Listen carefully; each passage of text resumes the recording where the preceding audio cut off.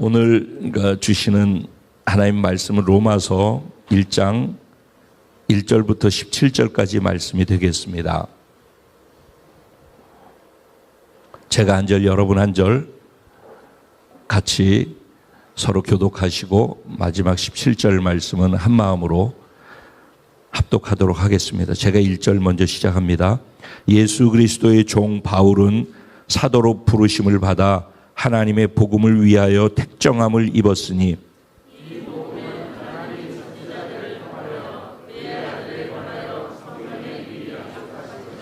그의 아들에 관하여 말하면 육신으로는 다윗의 혈통에서 나셨고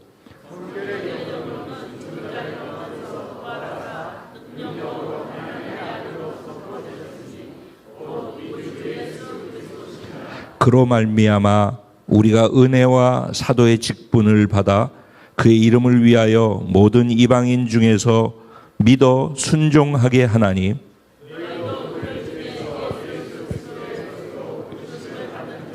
로마에서 하나님의 사랑하심을 받고 성도로 부르심을 받은 모든 자에게 하나님 우리 아버지와 주 예수 그리스도로부터 은혜와 평강이 있기를 원하노라.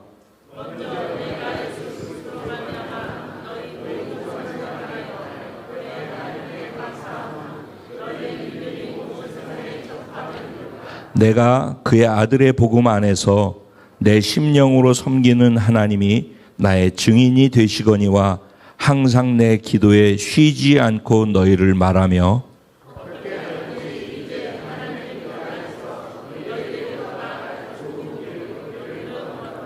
내가 너희 보기를 간절히 원하는 것은 어떤 신령한 은사를 너희에게 나누어 주어 너희를 견고하게 하려 함이니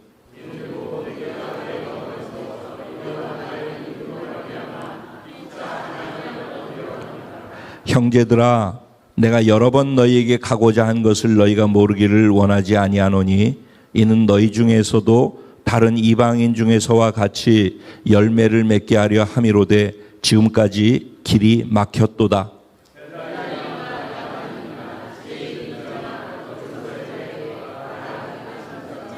그러므로 나는 할 수 있는 대로 로마에 있는 너희에게도 복음 전하기를 원하노라.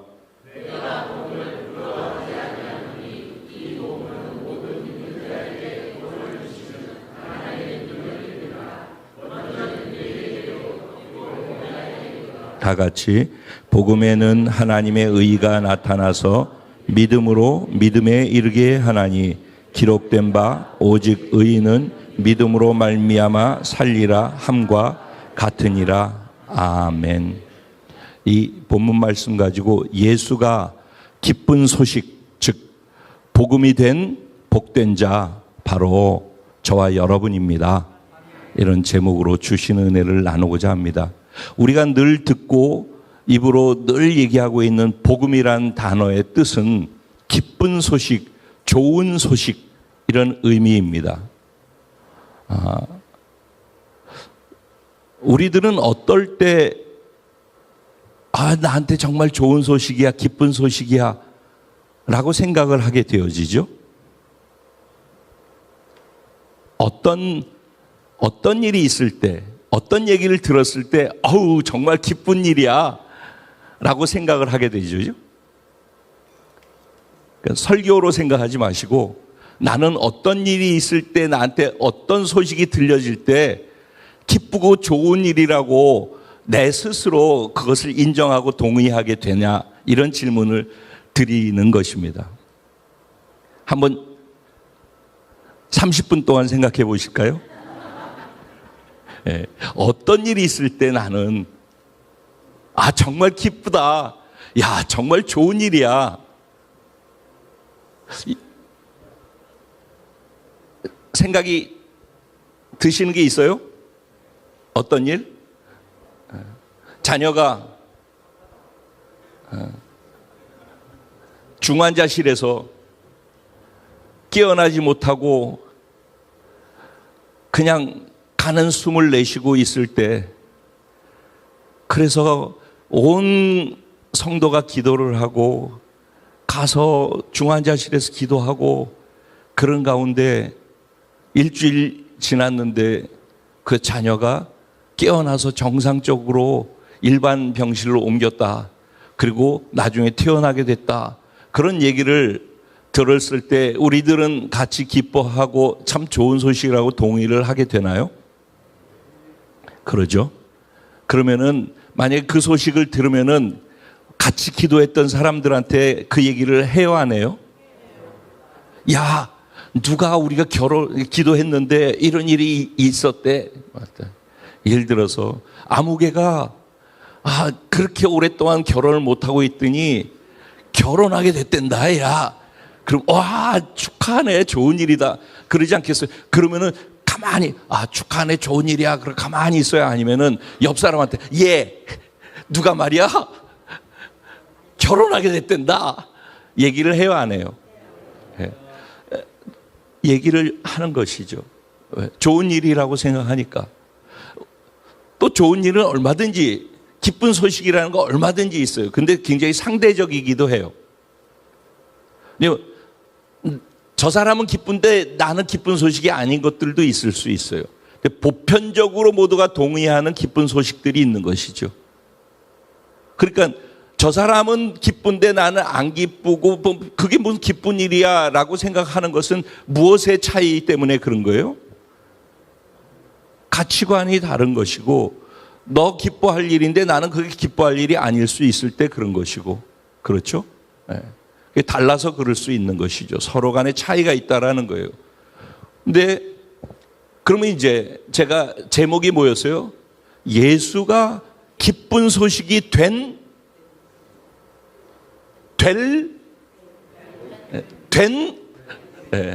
복된 자. 그러면 이제 여러 가지 기쁜 소식이 우리 살면서 있을 수 있어요. 근데 예수가 기쁜 소식이 되나요?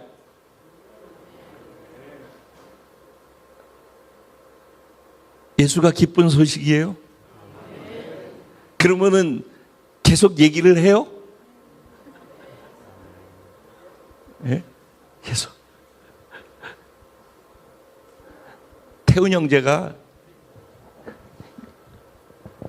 100억짜리 로또에 당첨됐대.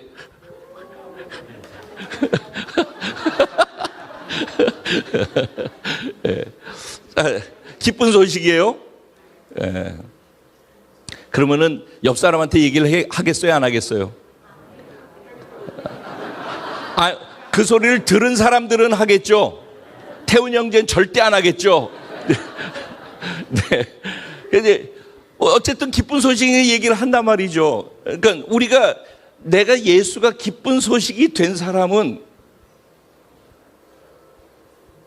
예수를 얘기하겠죠. 기쁜 소식이니까.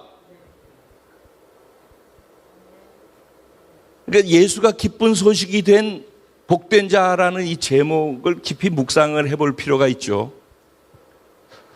교회를 다닐 수 있어요. 예수 믿을 수 있어요. 그리고 신앙생활이라고 하는 패턴을 다 할 수 있어요. 그런데 그렇게 하고 있는 그 사람이 예수가 기쁜 소식이 되었기 때문에 하는 사람과 그냥 하는 사람과는 하늘과 땅인 거예요. 신앙생활은, 구원이라는 것은 예수가 기쁜 소식이 되었다라는 말이거든요. 그래서 구원을 받았는데 기쁜 소식인 예수를 내 안에 담은 건데, 근데 그 예수가 기쁘지 않아. 그러면은 이상한 거 아니겠어요? 그러면 뭔가 착오가 있는 거죠. 예수가 왜 기쁜 소식일까? 여러분, 우리가 살고 있는 지금 오늘이 2024년 12월 달이 된 거죠. 이제 딱 한 달 남았네요. 이제 내년 되면 2025년이 돼요. 근데 이것의 시작점의 기준이 기원 전과 기원 후라고 하는 거는 알고 계시죠? 그 기원 전은 무엇으로 기준을 삼았어요? 예수님 태어나시기 이전을 기원 전이라고 하는 것이고, 예수님 태어난 이후를 기원 후라고 그래요. 그래서 BC와 AD라고 써 있는 그 영어로서 구분을 하잖아요. 기원전을 BC라고 하잖아요. 그게 뭐예요? Before Christ라는 말이에요. 그러니까 우리들은 인정하든 인정하지 않든 우리들은 역사 속에서 모든 인류가 예수님이 태어나셔서 오시기 이전을 Before Christ, 기원전이라고 하고, 예수님이 오시고 난 이후를 그분이 우리의 주가 오신 그 해라는 영어, 그러니까 라틴어 단어를 갖다가 축약해가지고 AD라고 하는 거예요. 그러니까는 결국은 예수님 오시기 이전과 예수님이 태어난 그 해, 이 얘기를 하는 거란 말이죠. 그러니까는 사람들이 이런 생각을 안 해요. 우리가 그걸 쓰고 있거든요. 그러니까 인류 역사도 예수님 오시기 이전과 이후가 나뉘어진 거예요. 예수가 그만큼 영향이 있는 거예요. 수많은 종교가 있지만은 예수가 인류의 역사를 나누는 기준점이 된다는 거예요. 예수가 기준점인 거예요. 근데 개인에게도 마찬가지예요. 개인에게 어떤 사람이 예수를 믿어서 받아들였다는 말은 그 사람의 Before Christ, BC가 있고 그 사람의 AD로 나뉘어지는 것이에요. 그러니까 교회를 다니는 걸 얘기하는 게 아니에요. 예수를 믿기 이전, 예수를 믿고 난 이후로 나뉘어진단 말이에요. 그게 인생에 있어서도 그렇게 구분점이 생기는 것이에요. 예수 믿는다라는 말의 의미 안에는 이런 어마어마한 것이 안에 함축되어서 담겨 있어요. 그 무엇이 도대체 그러냐는 거죠. 오늘 우리가 읽은 내용은 이 내용에 대해서 이해를 하면서 이제 지금 서두에 이렇게 던진 이 화두를 다시 한번 연결을 시켜 볼게요. 바울이라는 사람이 있었어요. 바울이라는 사람이. 근데 이 바울이라는 사람이 로마 옛날에 로마 있죠? 로마에 교회가 생겨 있는 거예요. 그러니까 로마의 교회에 편지를 쓴 거예요. 바울이. 그게 로마서예요. 우리가 읽은. 그래서 오늘 우리가 읽은 부분은 로마서의 편지, 그러니까 바울이 로마에 있는 교회의 성도들에게 쓴 편지의 서론 부분에 속해요. 우리 편지 쓸 때 되면은 서론 앞에 인사하고 자기 이름 소개하고 그다음에 편지를 받을 사람이 누구인지를 쓰고 그다음에 쭉 자기가 쓰고 싶은 내용들을 쓰잖아요. 그런 것처럼 그렇게 지금 전개해 나가는 과정의 시작점의 부분을 우리가 같이 읽은 거예요. 근데 이 시작점에 아주 중요한 것이 있는데 처음에 뭐라고 자기를 소개해요? 예수 그리스도의 종이래요. 종. 슬레이브, 다른 말로 노예라는 거예요. 노예. 나는 예수 그리스도의 노예입니다라고 자기를 소개를 해요. 근데 로마에 있는 교회는요, 사도 바울이 유럽 전체, 소아시아 전체를 다니면서 선교해서 많은 사람을 전도했고 교회를 많이 세웠어요. 여러 군데. 그래서 사도 바울이 세운 교회가 많이 있는데 여기 서신서라고 하는 성경의 뒤에 나오는 많은 그 성경이 있거든요. 갈라디아서, 에베소서, 빌립보서, 골로새서. 이건 다 바울이 개척해가지고 전도해서 교회를 세운 교회들이에요. 그런데 로마 교회는요, 바울이 전도한 게 아니에요. 바울이 가지도 않았어요, 로마에. 근데 로마에 교회가 있는 거예요. 이 교회는 그러면 어떻게 생겨났을까요? 추측하기로 사도행전 2장에 보면은 예수님이 말씀하신 말씀에 순종해서 120명이 마가다락방에서 기도에 힘썼다가 오순절날 성령 받고 방언 터지고 이런 일이 일어나는 거 아시죠? 교회를 다니셨던 분들은 다 아실 거예요. 그런 일이 있었어요. 그러면서 성령이 임하면서 교회가 지구상에 탄생을 한 거예요. 지금 우리가 이해하고 있는 이런 교회가 지구상에 처음 탄생하게 되어진 것이 오순절날 성령이 임하면서 교회가 탄생했어요. 그래서 그때 어떤 일이 있었냐면 방언이 터지면서 각 나라 언어로 막 사람들이 듣는 거예요. 이 사람들이 유대인들이 모여서 기도를 하는데 방언이 터졌는데 각자 여러 나라 사람들이 지나가다가 자기네 나라 말로 다 하는 소리로 듣는 거예요. 그러니까 기적 같은 일이 일어난 거예요.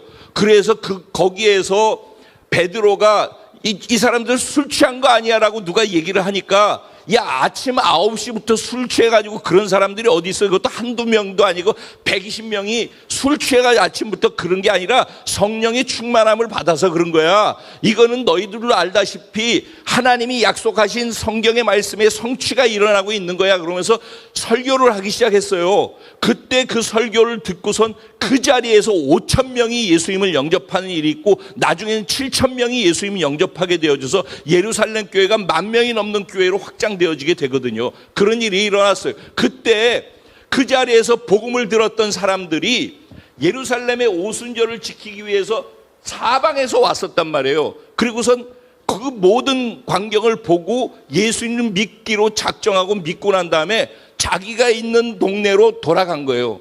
그 중에 이 사실을 경험하고 예수를 받아들인 사람이 로마로 들어가서 다시 이제 예루살렘에서 로마로 간 거예요. 로마에 가가지고 자기가 듣고 본 대로 예수님을 전하기 시작한 거예요. 왜? 예수가 기쁜 소식이라는 걸 알았기 때문에. 그래서 예수가 기쁜 소식이 되니까 자기가 살고 있는 로마로 가서 거기에서 사람들한테 예수를 전하기 시작한 거예요. 기쁜 소식을. 그랬더니 로마에 있는 사람들이 예수님을 믿기 시작했어요. 그래서 로마에 교회가 생겨난 거예요. 스스로, 자생적으로. 그래서 교회가 생겨났는데, 로마 교회는 특징이 예루살렘에서부터 흩어져서 로마에 살고 있는 유대인들, 그걸 디아스포라 유대인이라고 그래요. 그러니까 자기네 나라를 떠나서 해외에 살고 있는 사람들이 있죠. 우리 이민 가서 살고 있는 한국 사람들, 그 디아스포라라고 하죠. 그런 것처럼 유대인들이 자기 나라를 떠나가지고서 다른 지역에 가서 살고 있으면은 디아스포라 유대인이라고 그래요. 그러니까 로마 교회를 세운 사람들은 디아스포라 유대인인 거예요. 그래서 그들에 의해서 복음을 듣고 났던 수많은 사람들이, 이방인들이, 유대인 아닌 이방인들도 예수님 믿기 시작했어요. 그래서 로마 교회는 유대인들도 있고 이방인들도 있고, 그래서 막 섞여서 같이 신앙생활을 했단 말이에요. 그런 가운데 이 사람들이 예수가 그리스도고 예수가 왕이다 라고 생각을 하고, 자기들이 믿고 있었던 메시아 구원자 왕이 오셨다라고 하니까, 그 당시에 로마의 황제가 있잖아요. 내가 구원자고 내가 왕인데 저것들은 왜 예수를 왕이라고 하느냐. 그래가지고 유대인들을 자기가 있는 지역 여기에서 추방을 시켰어요. 그래서 이들이 쫓겨나게 되어졌어요. 쫓겨나게 되어서 사방으로 흩어지게 되어져서 이방인들만 남고 유대인들은 쫓겨가게 되어졌어요. 그 로마 교회에도 이런 일이 일어난 거예요. 그래서 쫓겨났다가 그 당시 글라우디오 황제라고 하는 사람이 그런 일을 했었는데, 그 글라우디오 황제가 죽고 그 추방령이 해제되어지면서 나갔던 사람이 다시 돌아왔어요. 근데 그 사이에 이방인들끼리 교회를 세워서 막 진행하고 있다가 다시 돌아왔을 때는 이방인들이 많아지고, 이방인들이 했던 방식과 유대인들이 자기들이 있다가 했던 것과 차이가 나는 것들이 있지 않았겠어요? 그 사이에서 충돌과 분열과 갈등 이런 것들이 있었던 거예요. 그런데 그런 그들에게 바울은 이 로마 교회 소식을 듣고서 너무너무 안타까운 거예요. 그래서 로마에 가서 이들의 문제는, 지금 다 이들이 그 예수를 믿는 사람들이에요, 안 믿는 사람들이에요? 교회 안에 있는 사람이니까 다 예수를 믿는 사람들이란 말이에요. 그러니까 이들이 예수를 믿었어요. 예수를 믿는다는 건 우리가 말하는 예수를 기쁜 소식, 예수가 어떤 분이고 어떤 일을 하셨는지를 그걸 듣는 내용이 기쁜 소식이란 말이에요. 그래서 그걸 다른 말로 복음이라고 하고, 복음의 소식을 듣고서 예수를 받아들여서 구원받은 자들이란 말이에요. 그렇죠?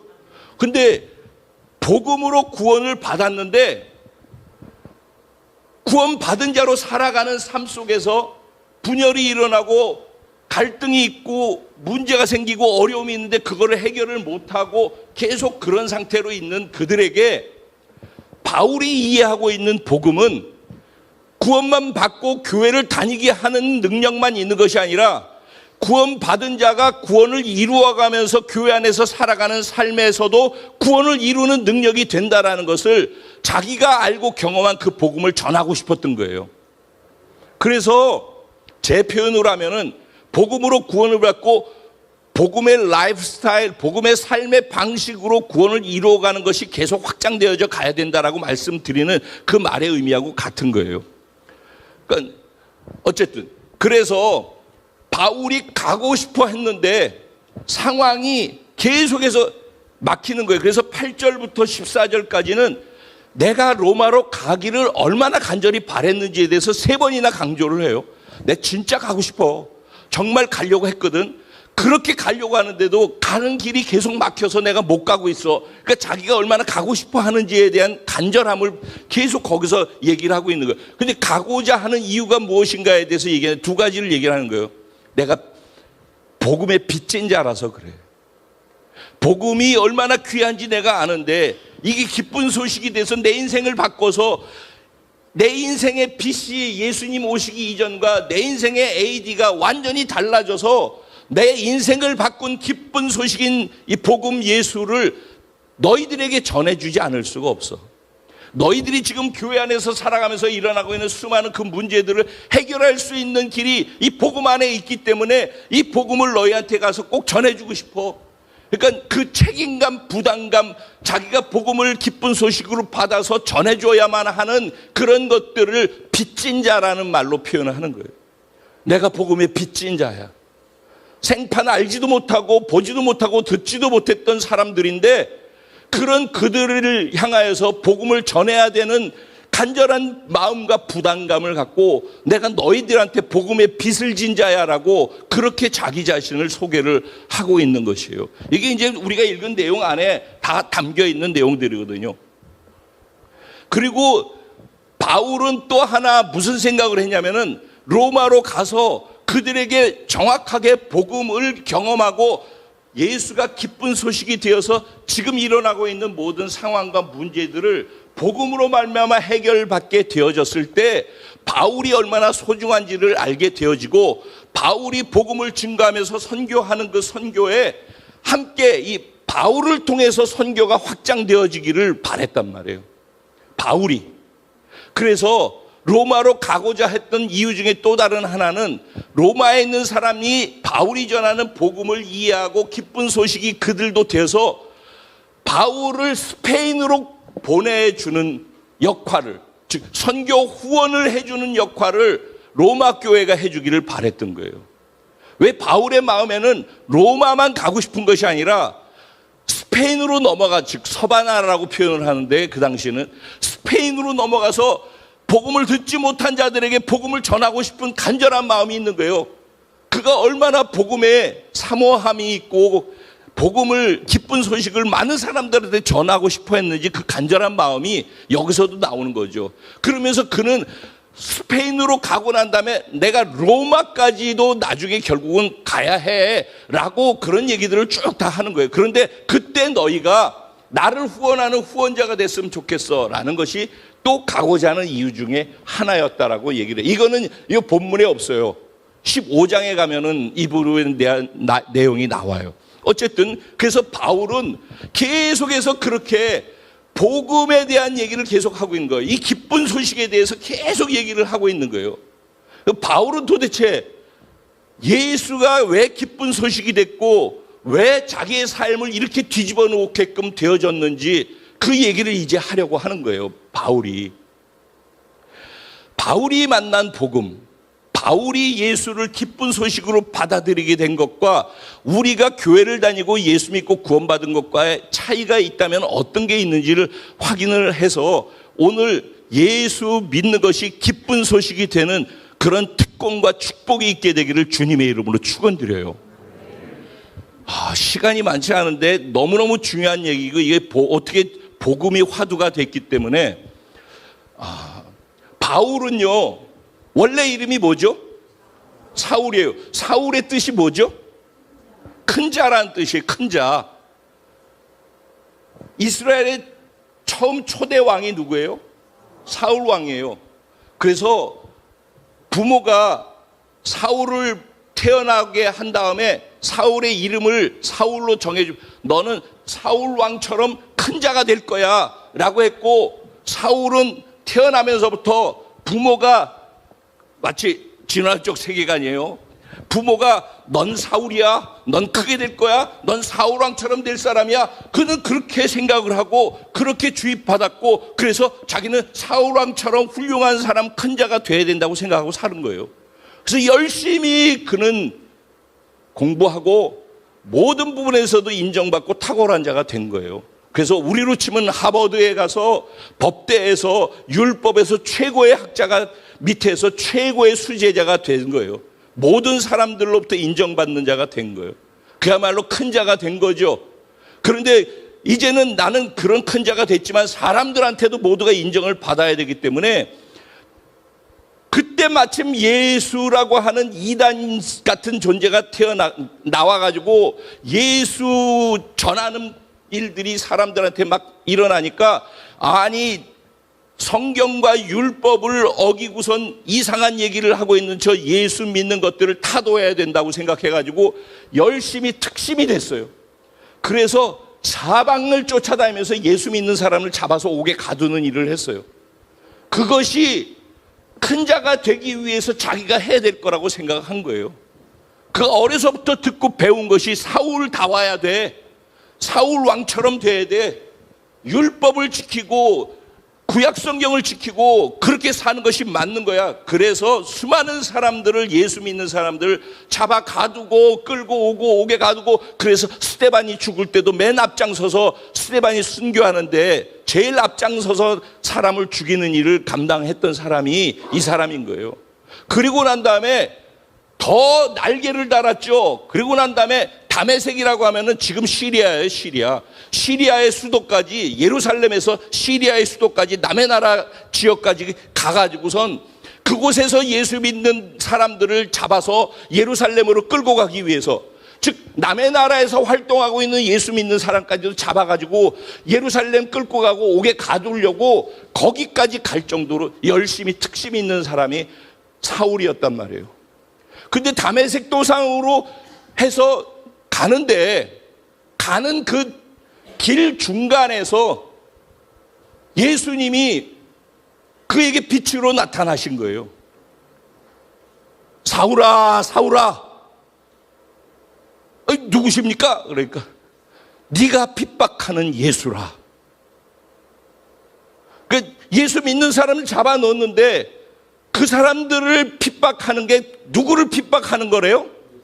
곧 예수를 핍박하는 거예요. 우리가 서로가 서로를 미워하고 핍박하는 게 그 예수를 핍박하고 미워하고 그러는 거라는 얘기하고 똑같은 얘기란 말이에요. 네가 핍박하는 예수다라고 얘기를 하는 거예요. 그러니까 그가 깜짝 놀라고 자기가 진짜 예수를 생명으로 만난 거예요. 그런데 갑자기 그 빛을 받으면서 눈이 멀었어요. 앞이 안 보이는 장님이 된 거예요. 그래서 사람한테 이끌려가지고 예수가 네가 저쪽에 가가지고 아나니아라는 사람한테 기도를 받으면 눈이 떠질 거야. 그래서 가서 이제 더듬거리면서 사람한테 부축받아가지고 가서 아나니아를 만나가지고 기도를 받고서 눈이 떠진 거예요. 그래서 진짜 예수를 만난 거예요. 그리고 난 다음에 자기가 맞다라고 확신했던 그것이 모두 다 잘못됐다라는 걸 아는 거예요. 즉 우리로 치면 지금 진화론적 세계관에 의해 가지고 살아왔던 모든 삶의 방식이 잘못됐다라는 것을 깨닫게 된 거예요. 그리고 창조적 세계관 예수 그리스도에서 성경이 무엇인지, 복음의 삶이 무엇인지 이런 것들을 받아들이고 나니까는 인생이 완전히 바뀌어버린 거예요. 그게 사울이 바울이 되어지는 인생의 전환, BC에서 AD로 넘어가는 그 전환점이 되어진 거예요. 그래서 바울이라는 단어, 이름이 있죠? 사울이 바울로 이름을 바꿨죠? 바울이라는 이름의 뜻이 라틴어로 파우루스라예요. 파울루스. 파울루스의 뜻은 무엇이냐면 작은 자예요.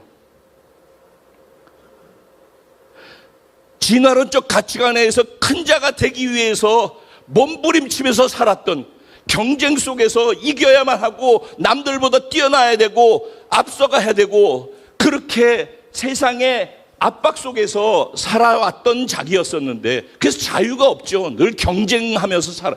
그런데 예수를 만나고 나니까, 성경적 세계관이 열리고 나니까 그게 다 헛된 거라는 거 아는 거예요. 내가 세상에서 가장 죄가 많은 죄인이구나. 내가 세상에서 가장 작은 자구나.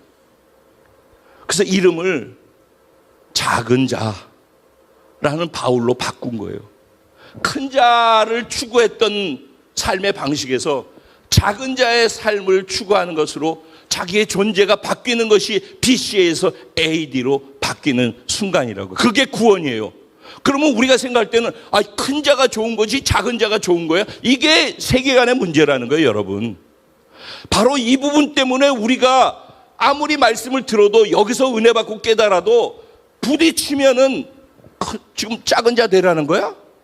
이거 포기하라는 거야? 이거 나한테 손해나는 거잖아 라고 생각이 무조건 들게 돼 있다라는 거예요. 이게 얼마나 우리가 심각한 상황에 묶여 있는지 몰라요.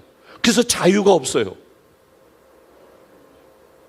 지금 우리가 그러고 있다고요. 이게 설교로 들으면 안 돼. 지금 이게 현실이라고, 현실. 그래서 우리가 행복하지 않은 거예요, 여러분. 근데 작은 자가 되는 것이 축복인데, 작은 자가 되는 게 축복이라는 걸 알고 스스로 작은 자가 된 거예요, 이거는. 누가, 처음에는 큰 자가 되라고 부모가 지어준 이름이지만은 두 번째 작은 자가 되는 것은 자기가 선택한 거라고. 작은 자가 되는 것이 진리에서 복이라는 것을 자기가 깨달아서 알기 전에는 절대 작은 자의 삶을 추구하지 않는다고요. 그러니까 설교를 들어서 되는 내용이 아니라는 거예요. 경험돼야 돼. 즉 복음이 기쁜 소식으로, 예수가 기쁜 소식으로 그 안에 담겨있는 복음의 의미가 무엇인지를 알고, 그게 진짜 복음이 그 의미를 알고서 기쁜 소식으로 받아들여진 자에게만 일어날 수 있는 일이라고요. 그러니까 여러분, 내가 복음을 계속해서 얘기를 하는데 이 복음을 양육받는 걸로 해서 되는 게 아니에요. 그 양육받은 것이, 그 내용이 진짜 이해되어지고 내가 믿어져서 받아들여져야 되는 거예요. 그러면 이제 복음의 핵심이 무엇인가? 복음의 시작점은 하나님으로부터 왔다라고 시작을 하는 거예요. 그게 복음의 기원이에요. 그게 2절에 나오는 얘기예요. 하나님께서 옛적의 선지자로부터 말씀하셨던 그 아들에 관한 내용이라는 거예요. 그게 복음이라는 거예요. 즉 하나님의 아들에 관한 내용이 하나님의 복음이라는 거예요. 하나님으로부터 복음이 시작된다는 거예요. 그 기원이. 근데 그 복음의 내용은 뭐냐? 그 아들 예수라는 거예요.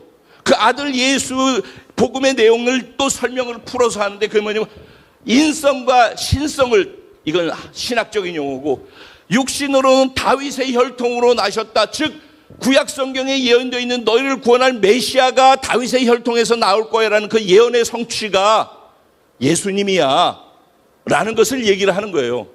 즉 예수님이 인간의 뿌리에서 오셨다라는 거예요. 그래야지 인간의 죄를 대신 짊어질 수 있기 때문에. 그리고 예수님이 성결의 영, 성령으로 말미암아서 잉태되어졌다는 거예요. 즉 예수님의 신성, 우리 인간의 육체로서 부모로부터 태어난 것이 아니라 성령에 의해서 태어나게 되어졌다는 거예요. 그래서 예수님의 인성과 완전한 인간 되심과 예수님의 완전한 신되심을 얘기를 하고 있는 거예요. 그게 복음의 내용이라는 거예요. 근데 완전한 신되심을 얘기를 하면서 뭘 성결의 영으로는 뭐 어떻게 해야 돼요? 죽은 자 가운데서 부활하셔서 능력을 우리에게 보여주신 그 사건. 그러니까 지금 여기 뭐가 있어요? 복음의 핵심이 뭐예요? 예수님의 죽으심과 그분의 부활하심을 통해서 능력을 우리에게 나타내 보여주신 것. 이게 복음의 핵심이라는 거예요. 그럼 여러분 질문 드려요. 시간이 없으니까 질문을 드릴게요. 지금 여기에서. 여러분은 사람이 죽었다가 살아나는 것을 믿으십니까? 우리가 복음이 기쁜 소식이 되기 위해서 먼저 진짜 이 질문 앞에 서서 여러분이 확인을 해봐야 돼요. 사람이 죽었다 살아나는 걸 믿을 수 있습니까? 아니 그냥 잠깐 기절했다가 죽은 것 같다가 다시 살아나는 그런 거 말고 완전히 죽은 사람이 죽었는데 다시 살아나는 걸 여러분 믿으십니까? 일단 그게 믿어져야 돼요. 죽은 사람이 살아날 수 있다는 걸 믿을 수 있어야지 돼요. 복음이 기쁜 소식이 되려면. 두 번째, 예수가 죽으셨다가 부활하셨다라는 그 사건이 믿어지느냐는 거예요. 그러니까. 그리고 세 번째, 예수가 죽으시고 부활하셔서 죽었다가 부활할 수 있다는 걸 믿는 그 믿음이 나도 죽어도 또 부활한다라는 사실로 믿어지느냐는 거예요. 그 복음 안의 핵심은 뭐냐면은 우리는 절망스러워서 우리 인간이 진화론적 세계관에 살아가는 모든 삶은 알아도 안 돼요. 깨달아도 못 살아요. 이렇게 해야 되는 게 맞구나라고 내 스스로 들어보니까 이 말이 맞네.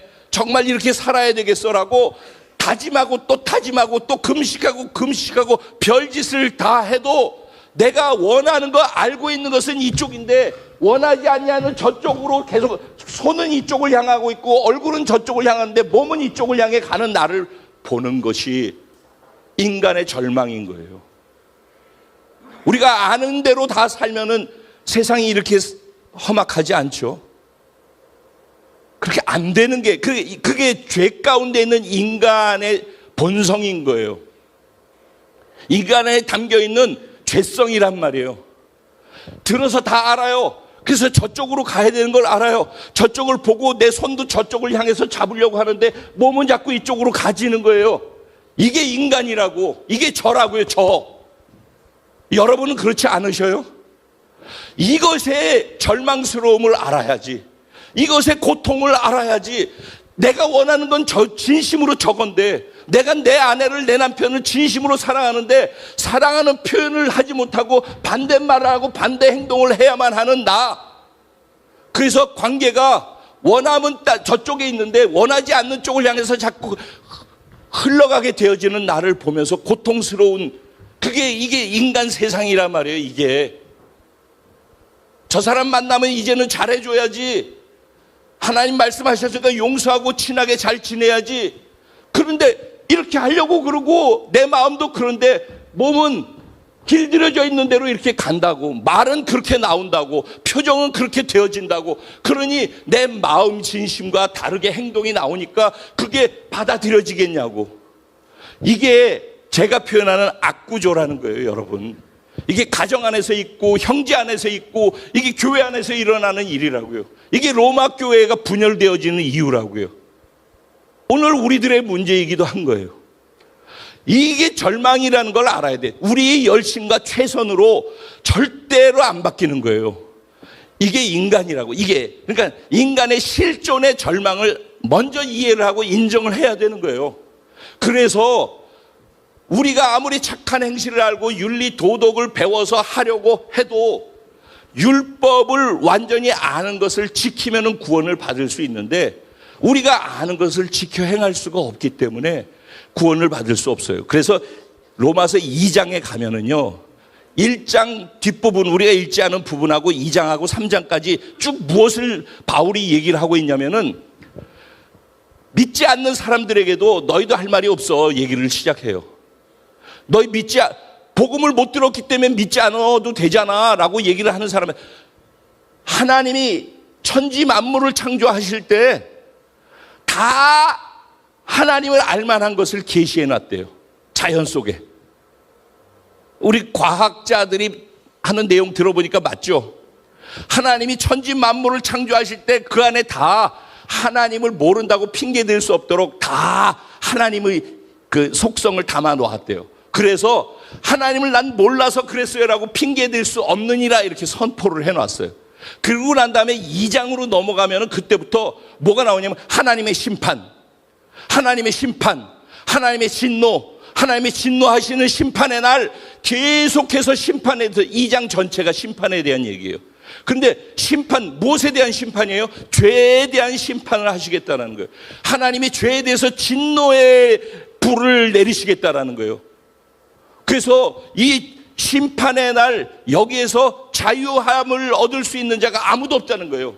인간의 행위로 율법을 지키고 착한 행동을 하고 자기의 의로운 공로를 통해서 구원받을 수 있는 자가 이 세상에는 유대인이 됐던 이방인이 됐던 예수의 복음을 들었던 못 들었던 그것으로부터 자유한 자가 아무도 없대. 모두가 심판받아야 된다는 것이 2장에서 3장까지 얘기를 하면서 3장의 결론은 이 세상에 숨쉬는 모든 인류 가운데 의인은 없나니 하나도 없고 선언을 하는 거예요. 인간 스스로 의로운 자가 하나도 없다. 그래서 의로운 자가 없기 때문에 모두가 하나님의 진노의 심판의 잔을 마셔야 된다. 이게 성경이 얘기하고 있는 내용이에요. 정확히 우리 인간의 실존을 이해해야 돼요. 우리가 다 아까 내가 원하는 건 이건데 근데 이렇게 가잖아요. 이걸 죄라고 하는 거거든요. 이게 죄성이거든요. 여기서 벗어날 수 없기 때문에 하나님의 진노와 심판의 불 가운데 들어가는 거란 말이에요.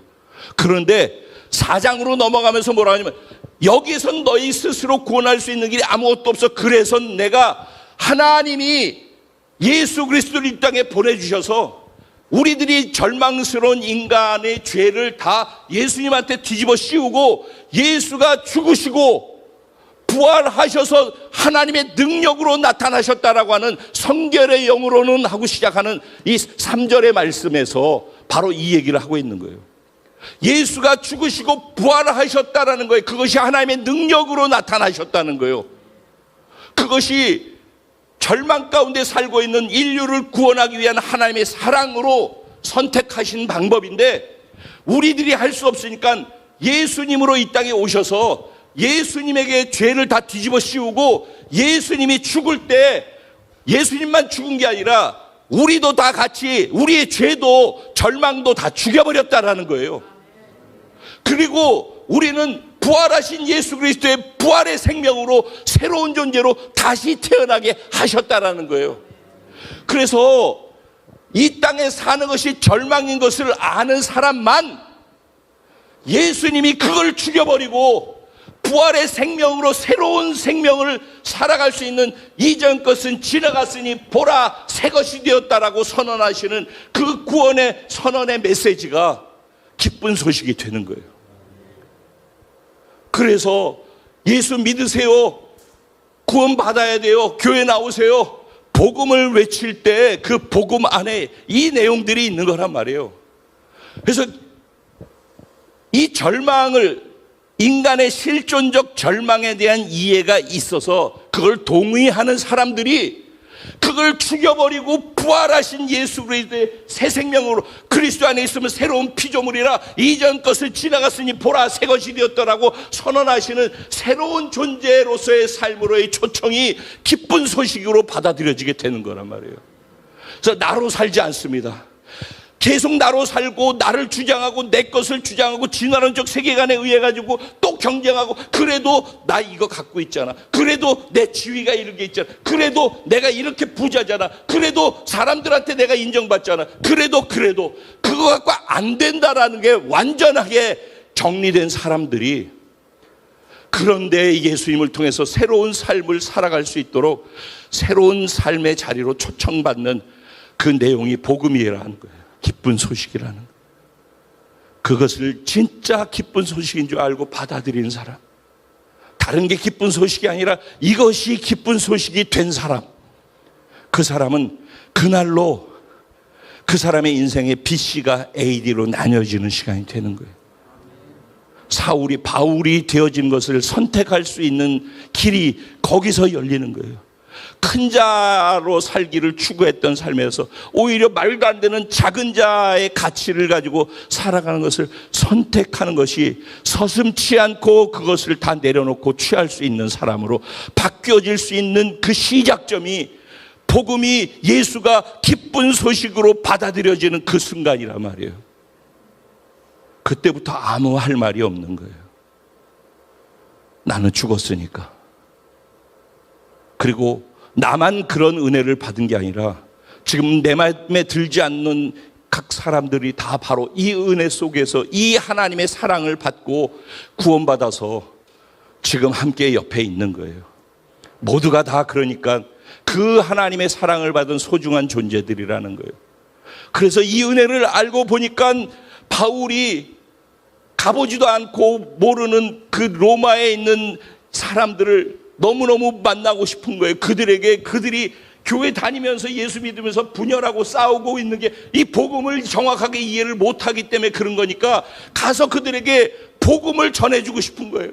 내가 너희에게 가서 복음을 줘서 신령한 은사를 너희한테 나눠주길 원해.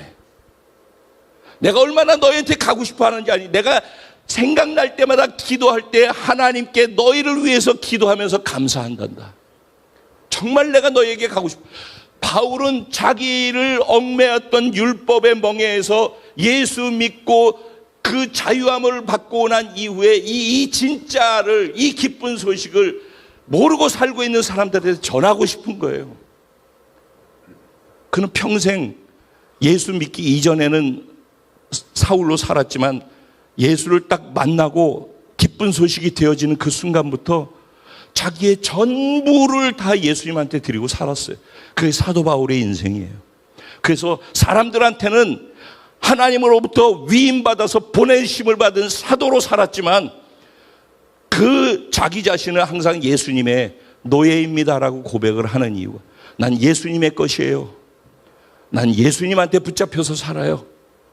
예수님이 말씀하신 대로만 난 순종해요. 예수님께만 난 반응해요. 그런 고백을 하는 거예요. 그게 나예요. 여러분들한테 편지를 쓰고 있는 나 바울은 예수님의 종이고 여러분들한테 예수로부터 보냄을 받은 사도예요.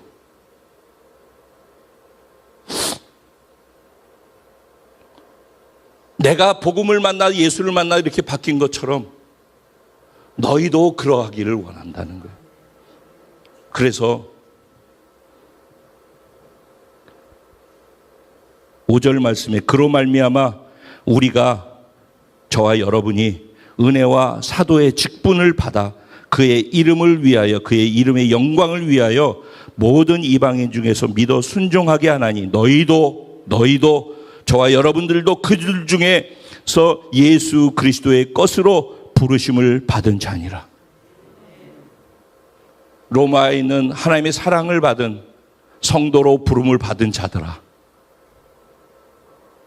오늘 저와 여러분들에게 이 말씀을 하고 계신 거예요.